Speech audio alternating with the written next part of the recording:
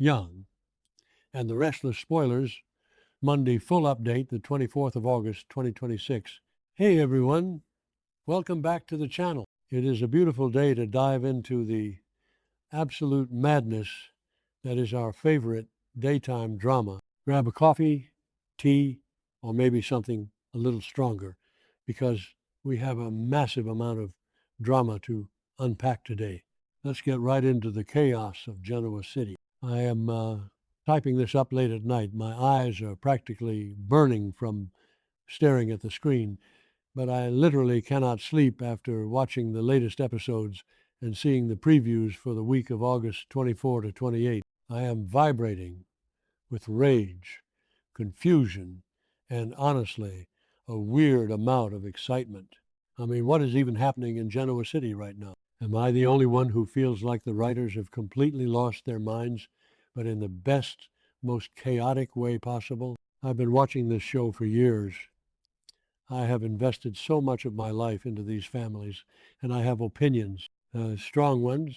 So grab a snack and settle in, because we need to talk about everything that just went down, and I am absolutely not holding back. Let's start with the absolute most unhinged thing on my screen right now. Victoria Newman and Kyle Abbott. I'm sorry, but what in the actual world is this? I cannot even begin to process this dynamic.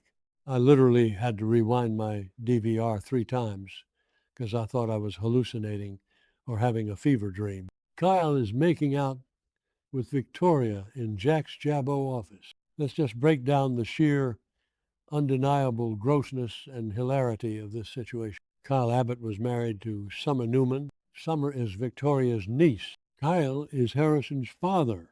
And if that wasn't enough of a tangled, messy family tree for you to navigate, Kyle literally just dated Claire Grace Newman. Claire, Victoria's long-lost, traumatized daughter who just got integrated into the family and is finally finding her footing. Wait, I'm getting ahead of myself. Let me breathe for a second.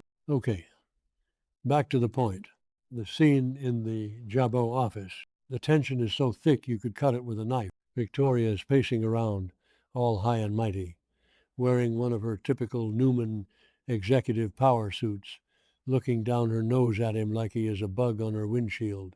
She literally looks him dead in the eye, her voice dripping with that classic Victor Newman condescension, and says, "I am going to enjoy knocking your arrogance into a million pieces." And then he grabs her and kisses her, and she kisses him back.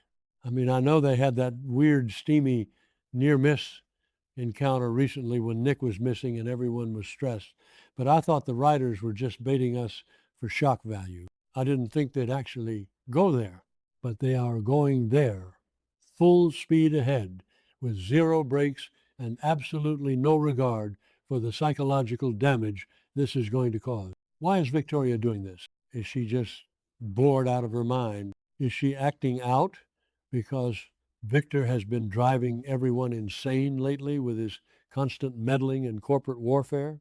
I mean, Victor literally orchestrated a massive plot that involved Patty Williams and Dr. Markham, and Kyle is Jack's son. It's like Victoria is intentionally seeking out the most forbidden, toxic, nuclear option available to her just to feel something. She has a history of this. Remember Ashland Locke? Remember J.T. Hellstrom?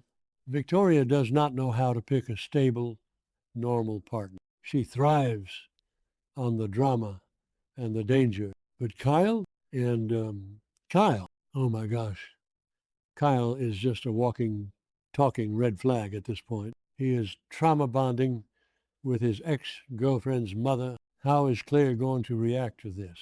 Claire's going to need to be checked right back into the psychiatric facility when she finds out her mom is swapping spit with her recent ex-boyfriend. I know some people on the forums are actually loving this forbidden romance angle because it's messy and soapy, but personally, I am dreading the fallout. Actually, no, I'm contradicting myself.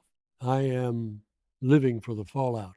Imagine Victor's face. Imagine Victor Newman sitting in his leather chair at the ranch, sipping his tequila, and finding out that his precious golden child Victoria is hooking up with Jack Abbott's arrogant son. He might actually have a heart attack. Remember when they tried this kind of cross-generational taboo romance before with other characters? Yeah, it always ends in tears, shattered glass, and a corporate takeover. But honestly, I can't look away. It's a beautiful, disastrous train wreck, and I am eating my popcorn. Now, let's pivot to someone who actually needs a professional intervention, and I don't mean a romantic one. Nick Newman, my poor, sweet, eternally confused, perpetually suffering Nick. He is finally back in rehab, thank goodness, after that horrific bender at the dingy motel where he literally swallowed fentanyl packets in a nightmare and hit absolute rock bottom. I was so stressed watching him spiral. But of course, because this is The Young and the Restless, Nick cannot just go to group therapy, do some yoga, and heal in peace. No, he has to find a trauma-bonded romantic interest in the middle of a rehabilitation center. Enter Marie Kirkland. I cannot believe they did that. I mean, I can, because it's Nick, but it's so incredibly frustrating. We saw them do drugs together at the motel. They literally enabled each other's absolute worst impulses. And now they are in rehab together, making heart eyes over a board game. So let's talk about the scene. Nick is sitting in the common room, looking all broody and handsome in his casual rehab clothes, doing a jigsaw puzzle, you guys. Could the visual metaphor be any more heavy-handed? He is literally trying to put the pieces of his broken life back together. We get it, writers. We get it. It's not subtle. He's staring at the board, frustrated because he's missing a piece, probably contemplating all his life choices. And who walks in? Marie. She casually strolls over, picks up the exact missing piece, places it perfectly on the board, and says, "Sometimes it just takes a fresh set of eyes for things to fall into place." I literally gagged. It is so cheesy, but also it is so dangerous. Have these people never heard of the golden rule of rehab, where you aren't supposed to get into a new relationship during your first year of sobriety, let alone with the exact person you were literally shooting up with a week ago? I am so deeply worried for Nick's psychology right now. He is clearly substituting his severe addiction to pills and fentanyl with an addiction to a toxic, codependent relationship. It's classic addict behavior, and it's textbook Nick Newman. He wants to save Marie so he doesn't have to focus on the incredibly hard work of saving himself. Am I the only one who sees this ending in an absolute, unmitigated disaster? Remember when Nick tried to save Sharon a million times? Or Phyllis? Or Chelsea? The man has a white knight complex the size of the entire Newman Ranch. He cannot help himself. And Marie, she is a total wild card. We don't know her past. We don't know her triggers. We don't know what demons she is hiding. What if she relapses and drags him right back down to hell with her? Nikki literally just visited him and gave him this beautiful, heartfelt, tear-jerking advice about letting go of his blinding anger toward Matt Clark. Nikki knows what she's talking about. She is a recovering alcoholic. She has been through the ringer more times than we can count. She looked her son in the eye and told him that forgiveness and recovery go hand in hand. But is Nick actually listening to his mother's wisdom? No. He is busy making heart eyes at the woman who helped him get high. I am dreading this storyline because it's going to break my heart, but I also know it's going to give Joshua Morrow some incredible Emmy reel material. So I am just going to suffer through it and complain on the internet. Speaking of Nikki, can we please talk about her absolute audacity for a minute? I love her. I really do. She is a soap opera icon. But the woman is a walking, talking contradiction. She just got back from a romantic Venice honeymoon and vow renewal with Victor. Victor, the man who literally just had Jack Abbott kidnapped and almost killed not that long ago, the man who brings chaos and destruction wherever he goes. And what is the absolute first thing Nikki does when she gets back to Genoa City? She waltzes right into Jabot to visit Jack. I mean, the sheer nerve of this woman. She sits there, perfectly coiffed, dripping in diamonds, telling Jack all about her fabulous trip with her husband and updating him on Nick's rehab stint. And Jack is just sitting there, completely checked out, giving her absolutely nothing. Nikki is no fool, though. She looks at him, senses the tension, and says, I get the feeling you want some privacy, which makes me worry something is wrong. Yes, Nikki, something is wrong. Your husband is a menace to society, for one, but more importantly, Jack is sitting on a massive, ticking nuclear bomb. The Billy Abbott Chancellor Industries hostile takeover. Billy has discovered this ancient, unpaid loan from John Abbott to Philip Chancellor, and he is entirely convinced that Jabbo legally owns Chancellor. Billy is running around town bragging to Lily and Kane, acting like he is the absolute king of the world. And Jack, who actually has a brain in his head, knows that if Victor finds out about this vulnerability at Chancellor, Victor will swoop in like a vulture and try to crush the Abbotts into dust. But here is the hilarious, tragic, beautiful irony of it all. Jack is desperately hiding this from Nikki to protect his family from Victor's wrath. But Victor already knows. We saw the spoilers.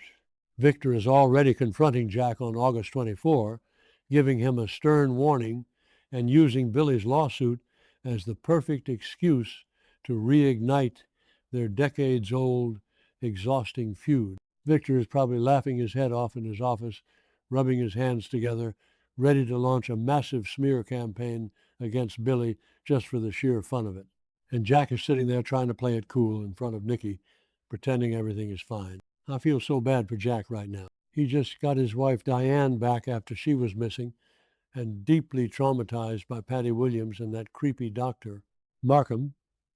He is recovering from his own physical trauma, and now his reckless brother is starting a corporate world war. Jack just wants a nap, honestly. Give the man a break. But I know some people are loving this corporate drama because it feels like old school Y and R. Personally, I think Billy is being a massive, colossal idiot. He is painting a giant, glowing neon target on his own back. Sally Spectro sees it. Sally is engaged to Billy. She just found out she is pregnant, and she is secretly panicking because she knows the Abbotts won't support him and Victor will absolutely destroy him. Why can't Billy see it? He is so blinded by his own ego and his desperate need to prove himself that he is going to burn his entire life to the ground. Again, for the millionth time. Okay, I saved the most unhinged, baffling storyline for last. Phyllis Summers. What in the world is going on with my girl Red?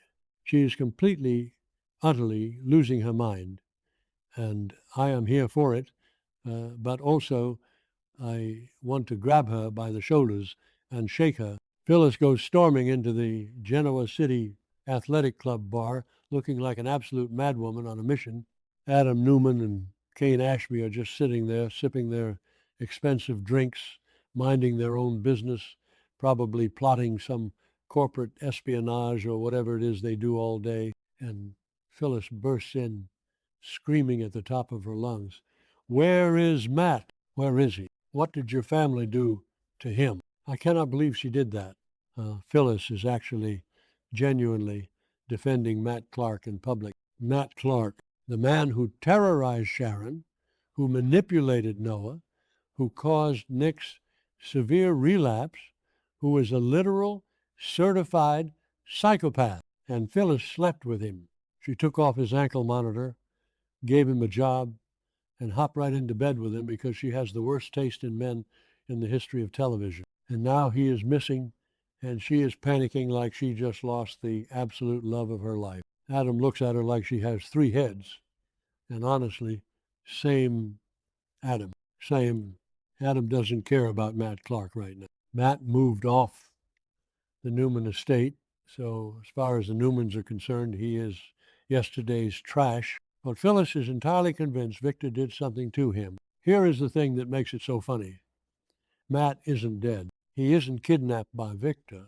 We know from the spoilers that Matt is hanging around Crimson Lights trying to get Sharon's forgiveness. He is literally crying to Sharon, telling her he wants to build a life in Genoa City and earn her forgiveness, no matter what it takes. And Sharon, because she is an angel who is too pure for this world, is actually humoring him, telling him he needs to forgive himself. Meanwhile, Phyllis is running around town, making a complete fool of herself, screaming at Adam Newman. Why is Phyllis so attached to this monster? I think she is so desperate for an ally, so desperate to stick it to Victor and the rest of the town that constantly judges her, that she has latched on to the most toxic, dangerous person available. It is self-sabotage at its absolute finest. Remember when she faked her own death and aligned with Jeremy Stark? Yeah, didn't work then either. Phyllis never learned. She is her own worst enemy. And when she finds out Matt is over at Crimson Lights, groveling to Sharon of all people, oh my gosh, the jealousy is going to jump out and strangle someone. Phyllis absolutely hates Sharon. If Matt is trying to get in Sharon's good graces, Phyllis is going to absolutely explode into a million pieces. I kind of want to see it, not going to lie. It is going to be epic soap opera catfight material. I need to keep going because there is just so much to dissect. Let's talk more about Adam and Cain sitting at the GCAC. What are they even talking about? Adam is currently working with Chelsea to pump Billy for information about the Chancellor takeover. Adam wants to write a massive, humiliating expose on Newman Media to destroy Billy. And Cain is furious at Billy for claiming Chancellor belongs to Jabba. Lily and Cain are gearing up for a massive legal battle. Lily is even dragging her newly discovered half-brother, Holden Novak, into the mess, forcing him to pick a side. So Adam and Cain sitting together, that is a highly dangerous alliance. If Cain feeds Adam insider information to help destroy Billy's credibility, Billy is going to lose absolutely everything. And Sally is going to be caught right in the middle of the crossfire. Let's tangent to Sally for a second because my heart breaks for her. Sally is pregnant. She lost baby Ava not that long ago in a truly devastating storyline. She is terrified, she is vulnerable, and she just wants a safe, happy family. And now her fiancé, Billy, is acting like a manic corporate raider, picking fights with Victor Newman and Lily Winters. Sally knows Victor, she knows Adam. She knows they do not play fair and they take no prisoners. She is smiling to Billy's face, pretending to be the supportive partner, but inside she is screaming in terror. I feel so deeply for Sally right now. She just wants stability, and Billy is the human equivalent of an F5 tornado. If Billy's obsession with Chancellor causes him to neglect Sally during this high-risk pregnancy, I am going to be so incredibly mad at the writers. Billy needs to step up and be a man, but he is too busy being blinded by his own massive ego and his daddy issues. And you know who else is blinded by ego? Kyle Abbott.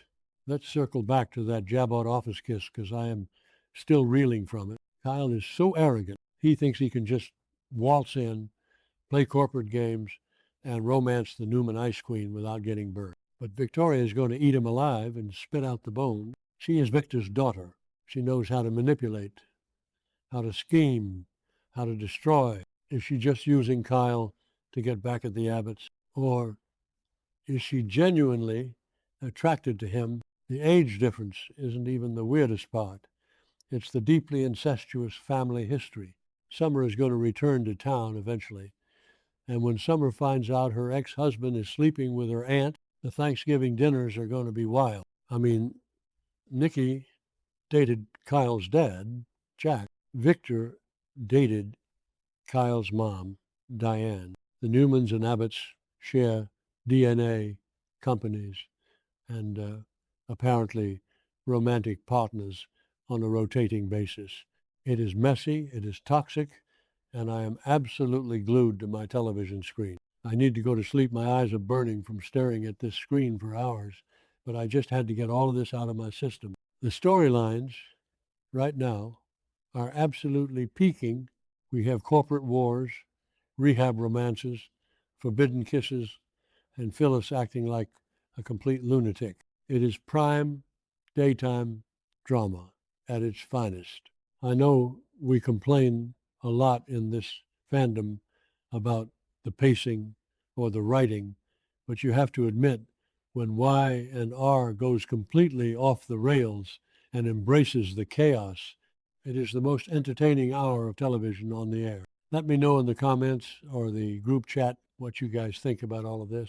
Am I crazy for kind of shipping Kyle and Victoria's messy drama? Am I being too harsh on Nick for finding a rehab girlfriend? Do we think Phyllis is going to actually murder Matt when she finds him with Sharon? I need to know your thoughts. So sound off below.